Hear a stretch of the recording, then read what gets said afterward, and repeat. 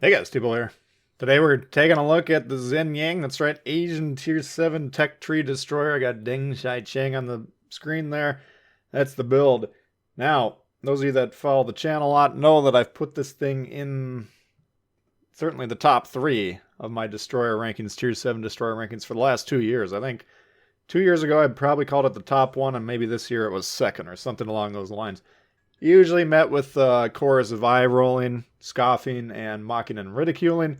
Nobody generally agreed with me on that one. All right, why do I like the Zhen Yang?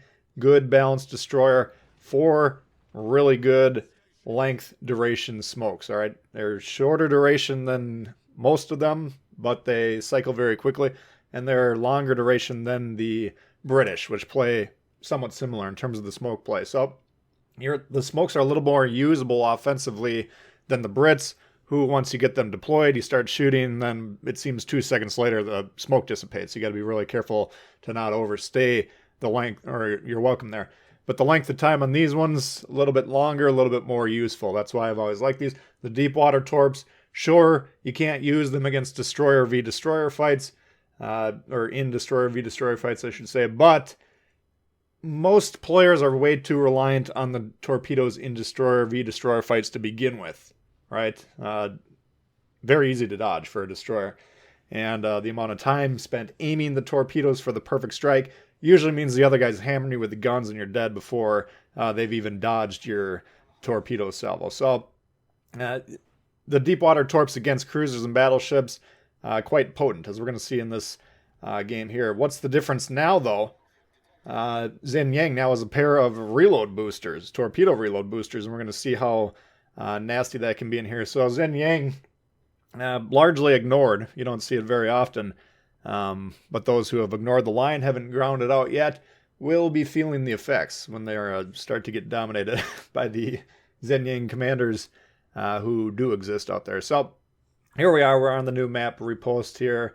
We're on A. We got a pair of battleships. They seem to be a mated pair here, Georgia and whatever's behind him, holding hands all the way. And we got a tight salvo around there. Now we immediately use the reload booster, and you might as well try and get this out as quick as possible, right? If you can do a very aggressive opening salvo where we get a double launch, quick reload, another double launch, because you can see we got a 5-minute reload on that thing.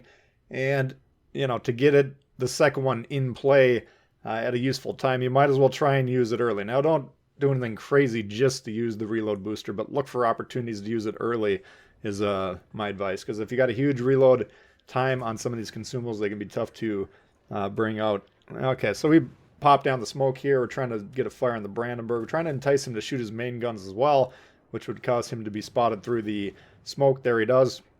We don't get a fire, but we do get a fire, or a flood, rather, with the deep water torp on him, and the follow-up on the second battleship back there. So, yeah, that's a lot of torps, and we only hit him with 2 between the 2 of them, but basically we made that little spot right there very dangerous. And we could have tightened up the spread a little bit if we wanted to, maybe pulled out a little bit further to the northwest, tighten up the angle on the island.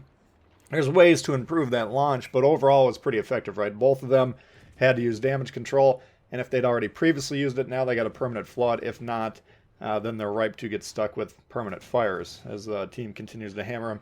Brandenburg, though, another good example of will to rebuild, being perfectly balanced here. We got 3 guys hammering him point-blank range. He's got secondary hits. He's got main gun hits. And we've reduced him down in about 45 seconds by, 100 HP, something like that. So he's very good at picking a commander build before the match even starts. That's unfortunately counteracting all the in-game attempts to deal with him that we're employing. So a great game design there. Fortunately for him, he does get overwhelmed, even though he was very good at picking that particular build. And now his buddy, Georgia, who's not actually part of his division, but he's on the run. He kind of recognized a little bit early, and maybe that cut the refueling line, dooming the Brandenburg to the bottom of the sea. And you can see now we've been in the smoke here for a little while, and it's just now running out. All right, so twist and track suggesting something over here. We got a nearby smoke with gunfire emanating from it. We're going to go attempt to deal with that. We need the chop I have off the board. You can see there 1 cruiser, and it is a radar cruiser. The team is responsive, though, and boom, they take them off the board. So that opens it up for the destroyers here to try and take control of the game. But we need to do need to start dealing with the enemy destroyers here, and we're going to try and see what we can get done here. Now, these got some support ships that might be able to shoot into here.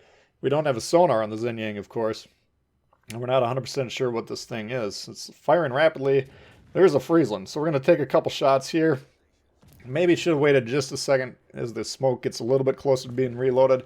Luckily, a teammate is chiming in with the guns as well, and that's a huge HP extraction on him. We got over half his health. He's going to take some damage on me, yes. In fact, he gets me down over by over 25%, which isn't bad, but trading 50% for 25%, that's a good trade, especially Friesland, who is the alpha predator when it comes to destroyer v destroyer fights, purely in a gun v gun situation. So continue to try and get a little bit more here, and as we whittle him down, if we get him low enough, then we can run into him later safely and still beat him in a 1v1 fight, right? So whenever we get that destroyer spotted, we want to lower his health as much as possible. If we don't kill him, that's fine. We do reduce his options going forward in terms of what sort of plays he can safely make. Georgia coming around the bend here. We're going to try and blast him with some deep waters as we're leaving. We don't want to get pushed by him.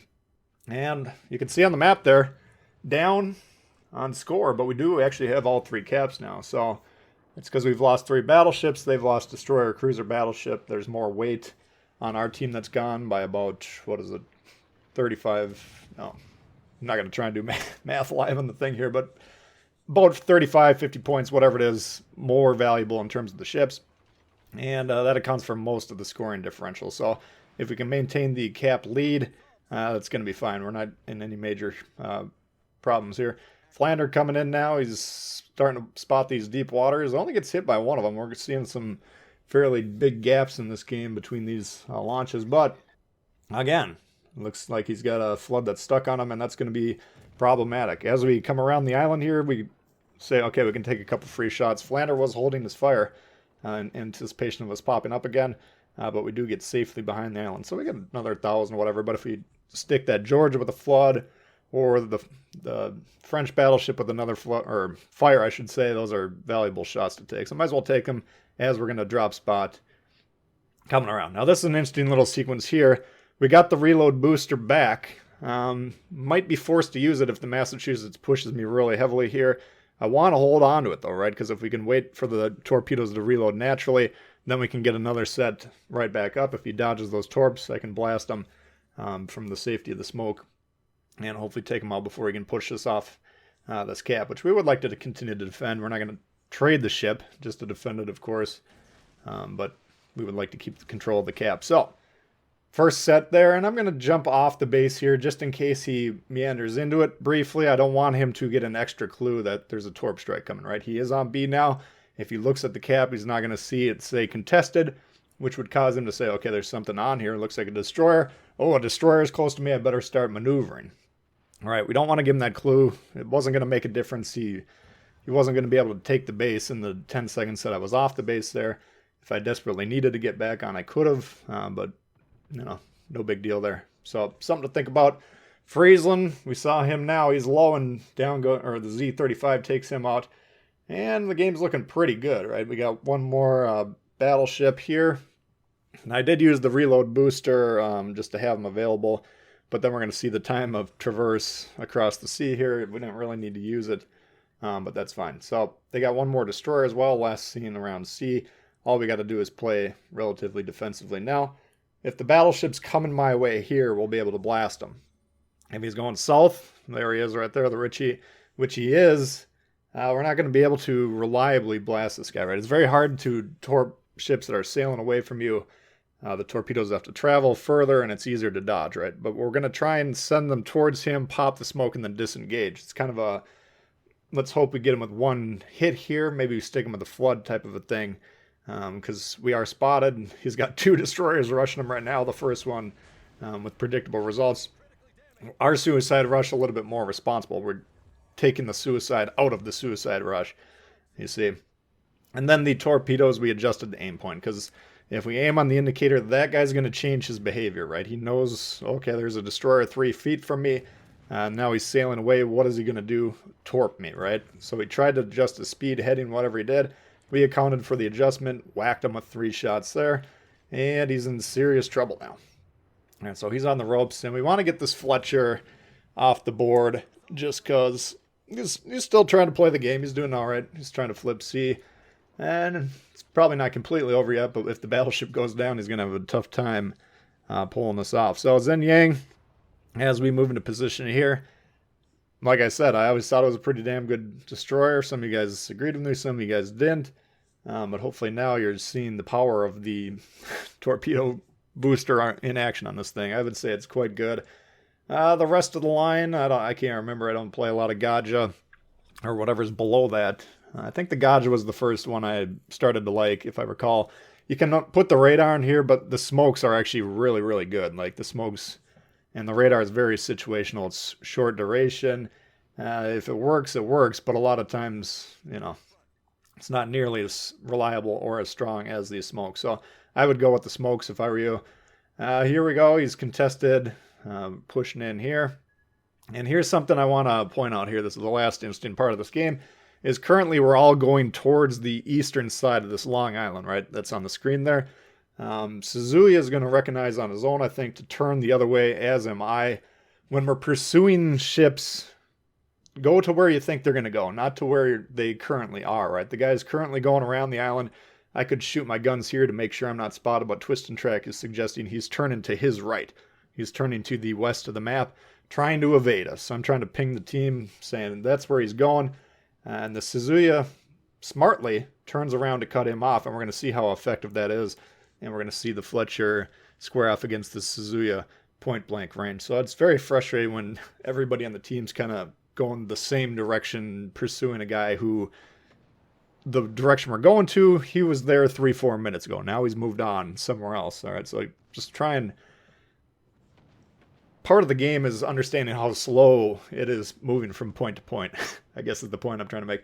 That's a look at the Zhen Yang for you guys. Hope you did enjoy it. If you did, please hit the thumbs up. New to the channel, consider subscribing. Lots of World of Warships coming for you all the time. Questions, comments, leave them below. Love to hear from you, and we'll see y'all later. All right, peace.